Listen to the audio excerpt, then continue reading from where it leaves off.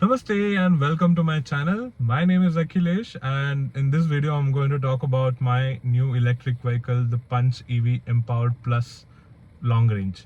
I bought this vehicle last Friday, so I have had it for the last 6 days. I have driven it 1032 kilometers so far, because I have pretty long drive every day. I drive 110 kilometers at least, back and forth, back to office and back.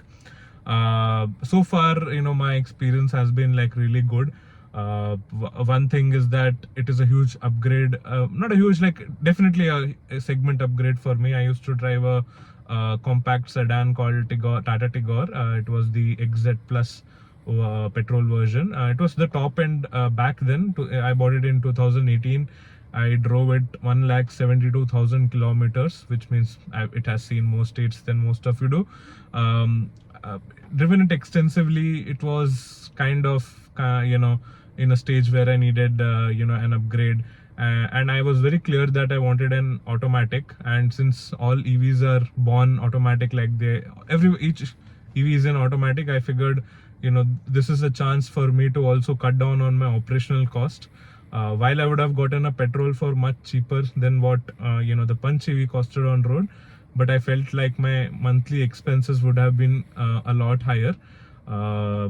Hence, it made a lot of sense for me. And also, what is also happening right now is with the additives like E20, blending of E20, ethanol blending in petrol, that the government is pushing. I have seen cars are losing mileage, and you never know, like if there is a higher ethanol blending happening in the future, then what if my car cannot handle it? So that was a risk, as a like a regulatory risk. I felt like I was not ready to take. And also, often I see news that governments are banning diesel petrol cars in certain areas. They probably will start charging concession taxes, etc. So I didn't want to be in this situation, because generally EVs are exempt from such things even globally. And what I realize, an upgrade for me, like I said, is one is it's an automatic. It has features like cruise control, much better infotainment systems. It is very, very comfortable to drive. Like I think I can drive like 2 times as much as I could have driven a petrol, because when I was driving the petrol car, I would be home very tired. I don't feel that anymore, right? Air conditioning is good, everything is great, seats are comfortable. We have ventilated seats as well, pretty nice. There's wireless charging. I'm sure like many cars in the last couple of years have had that, but since mine was a 2018 December 2018 version model, I didn't have a lot of these features in mine. Apart from that, the cabin is good, though the space in the rear seat is a little lesser. But I think it's an okay compromise, because 95% of the time it's either me driving it alone or with one person, right? Like it's usually my wife, so just the two of us.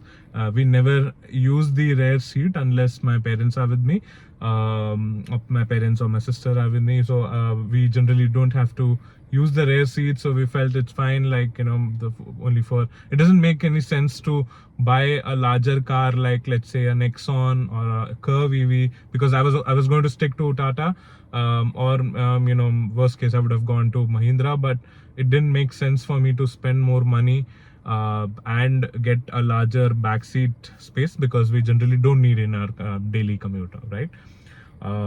Apart from that, it's like I said, good journey so far. I'm looking to have more miles on it, more kilometers on it. I'll be making a lot of content, because my first service is due.